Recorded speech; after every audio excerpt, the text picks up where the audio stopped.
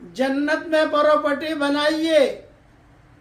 313 मरतबा सूरह इखलास पढ़ने की आदत डाल दीजिए 24 घंटे में।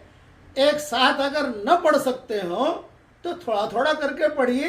इंशाअल्लाह 31 बंगले जन्नत में तैयार हो जाएंगे और इंशाअल्लाह 104 मरतबा कुरान शरीफ पढ़ने का सवाब मिलेगा। सही सही रिवायतों में मजमून मौजूद है।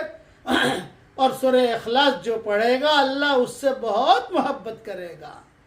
बस और एक बात हम लतीफ़ा सुनाता हूँ कि आप रोज़ाना 31 बंगले जन्नत में बनाइए, कोई इनकम टैक्स वाला भी नहीं आएगा, कोई इनकम टैक्स वाला मैसेज भी नहीं करेगा और जन्नत की प्रॉपर्टी तैयार।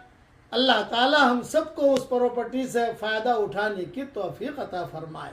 आमीन। व आखिर दावाना अनिल हम्दुलिल्लाह।